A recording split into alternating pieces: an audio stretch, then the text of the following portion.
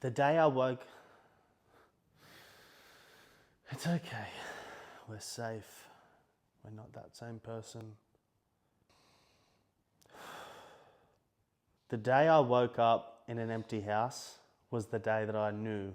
I didn't fear, I knew I'd never see my kids again. I'd been asleep. My brother had come to pick my kids up because he'd received a call from a friend letting him know the state that she dropped the kids off to me, the state that I was in. I hadn't slept 3 to 4 days, cocaine in my system, numbing from all the feelings and emotions I was going through. And as I laid on the bathroom floor, broken, crying, I knew something had to change. It was a Sunday night. I'd been awake for 3 or 4 days. Just when I think about it now, there's such a hurt little boy who was running from everything that he was feeling to try and escape. My kids had been staying with a friend.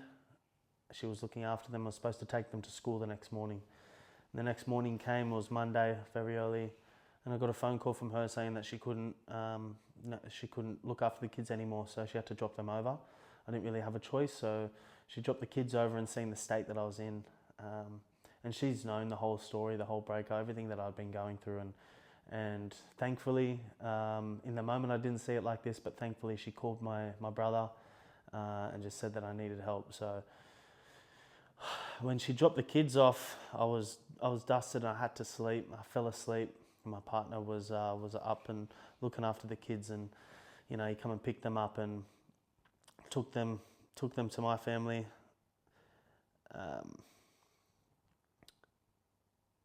It was waking up when I woke up to them not there, and knowing that all of this fucking, the weight of all the decisions I'd been making had landed, and it had landed right on top of me. I think that I was getting away with a lot of these things by just hiding, the drug use and the alcohol, the escape. I felt like I was hiding it from a lot of people, and I think it was, I'm very grateful that it went down the way it did, because it was such a rude awakening for me that all of the, it's scary to think that the numbing didn't cost me my kids, but it was literally one phone call away. Now, how did I get there? I look back and I think about the feelings and the emotions that I had. I was carrying so much shame that I couldn't keep my family together, that we were a broken family. My kids would be raised in 2 separate households. The guilt that I'd only see 50% of my children's life. The hurt, the anger from all of the active character assassination that was going on, all of the hurt that was actively being sent my way. And I was trying to mask all of that rather than name it and talk about it and feel it. I was turning to drugs and alcohol to escape that feeling that I had inside of my chest.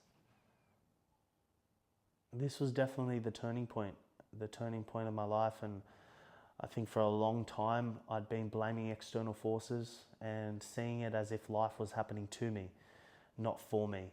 And I realized that I can't keep blaming everything around me, and I have to take responsibility. And if I want my world to change, and I want everyone's world to change and make impact here, then I had to start by changing myself first. I just knew my kids, they didn't need me perfect. They needed me to be present. What did I do to make all of this change? First of all, I had to accept the situation and the scenario I was in, and I had to focus my energy on the things that I had control over. And the things I had control over was how I showed up, how I spoke, how I stood, how I spent my time with my children, how I would catch my thoughts and remind myself of the tools and resources that I have to regulate myself and not need an escape to process these things. The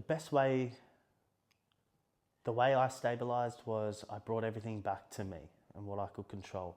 My sleep, my eating, moving my body, all of the basics that just it creates consistency and creates certainty in your situation and who you are and who you're trying to become.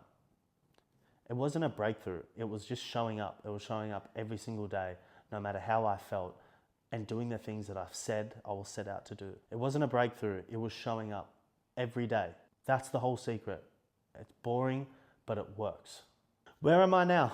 I am sober for 8 months. I'm preparing for my first Ironman 70.3. I'm a present dad, and I'm coaching men like the old me to become the new me. And I'm not telling you this from the other side. I'm literally 1 to 2 years ahead of where you are right now. If you're the man I was, you're in a quiet house and you don't know who you are right now, I wrote the 30-day version of what pulled me out. It's called Still Standing, and it's below in the description. And if you want to watch a man rebuild his life, doing hard things, all the training, the wins, the losses, and the bad days, subscribe below. That's what this channel is. You're still here. Keep showing up, and I'll see you on the next one.